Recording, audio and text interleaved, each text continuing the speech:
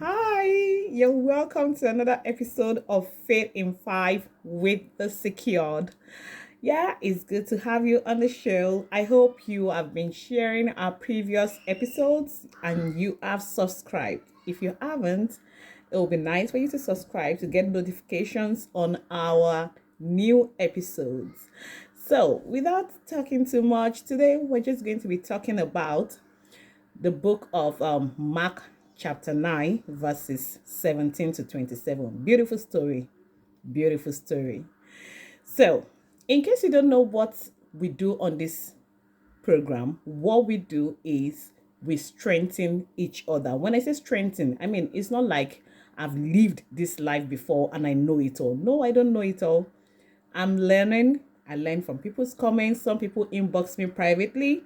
Very soon, the private inboxers will be commenting under, just to encourage others because I don't want you to inbox me privately. I want you to share it in the comment section so that everybody can learn, because we are all a work in progress and faith is a journey.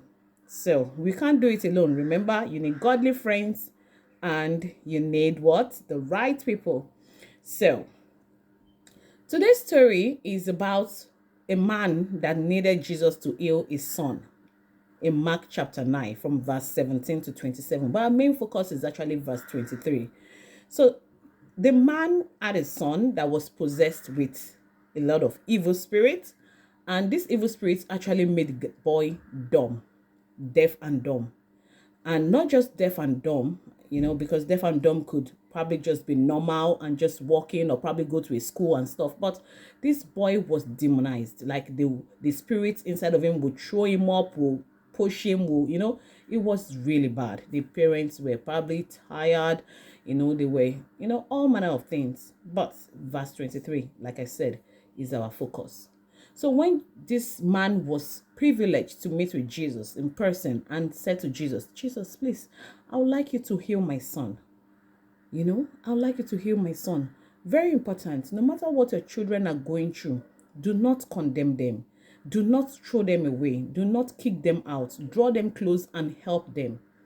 This man did not throw his son out. He did not disown him, but he drew him close and he kept on looking for help until he was able to meet Jesus. He said, my son, I want you to heal my son. And Jesus, Jesus said, verse 23, actually, like I said, he said to Jesus, he said, I think, can you heal my son? Would you be able to heal my son?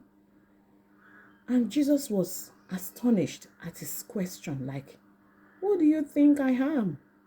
Obviously, he didn't say that, but I mean, Jesus said to him, before Jesus had this conversation with this guy, he had tried Jesus's disciples who were like, like the ministers and the elders, and they weren't able to heal this boy.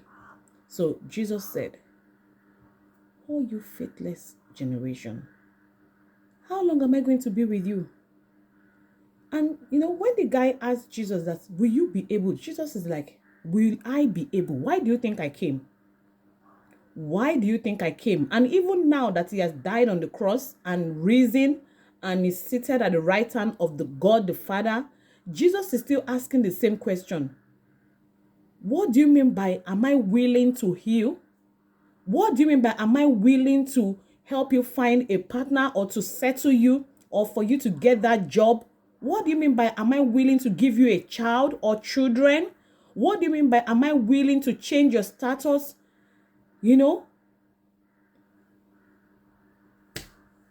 Jesus is willing. All you need to do is believe. And he asked the man, do you believe? You have to have faith. Faith is very important. You have to have faith. The Bible said as tiny as a mustard seed. Have faith. Have faith in God. No matter what it is that you're going through, it's not easy. Oh my God. I did a little tiny short video over the week, and I just had to share because as it was coming to my head, I just had to do that video and just share it with you guys to let you know that even I am doing this Faith in 5, I go through it. But you know what keeps me going? all those episodes and the messages that God give me helps me. It just rings in my head. Hey, do you remember what you said in last 2 weeks episode where you said if anybody is going through, I didn't say it, the Bible said it, but I only just said it in one of the episodes. Anyone going through any challenge, going through any difficulty, going through any problem, let him pray. You know? So we are all going through it. We are all going through it. Faith is a journey. Don't give up. Don't give up. I know it's not easy, but I want you to know that God is willing.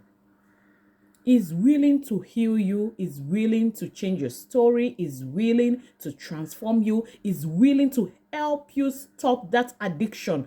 Go and watch my last week's episode when I was doing an anniversary of my drug addiction.